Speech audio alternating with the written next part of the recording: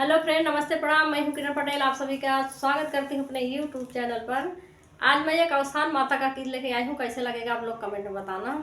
Please पसंद आए तो हमारे चैनल को सब्सक्राइब जरूर करना। ऊंचा पहाड़ बड़ी दूर डगरी, ऊंचा पहाड़ बड़ी दूर डगरी।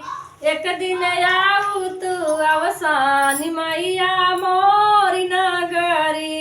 एक दिन आऊ तू अवसानी मैया मोरी नगरी। धरिया लवंगिया अड़हुल का फूलवा, धरिया लवंगिया अड़हुल का फूलवा। धरिया चढ़ौबै मैया कोरी गगरी, धरिया चढ़ौबै मैया कोरी गगरी। एक दिन आऊ तू अवसानी मैया मोरी नगरी। एक दिन आऊ तू अवसानी मैया मोरी नगरी। ऊंचा पहाड़ बड़ी दूर डगरी, ऊंचा पहाड़ बड़ी दूर डगरी। एक दिन आऊ तू अवसानी मैया मोरी नगरी। चना गुड़ लाई का भोगावा लगाऊबै, चना गुड़ लाई का भोगावा लगाऊबै। सात सुहागिनी है मोरी बखरी, सात सुहागिनी है मोरी बखरी।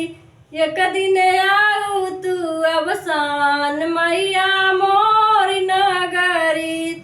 ऊंचा पहाड़ बड़ी दूर डगरी, ऊंचा पहाड़ बड़ी दूर डगरी। एक दिन आऊ तू अवसानी मैया मोरी नगरी। बेला चमेली का सेजा बिछौबै, बेला चमेली का सेजा बिछौबै। बेनिया डलौबै मैया रात सगरी, बेनिया डलौबै मैया रात सगरी। एक दिन आऊ तू अवसानी मैया मोरी नगरी। ऊंचा पहाड़ बड़ी दूर डगरी। एक दिन आऊ तू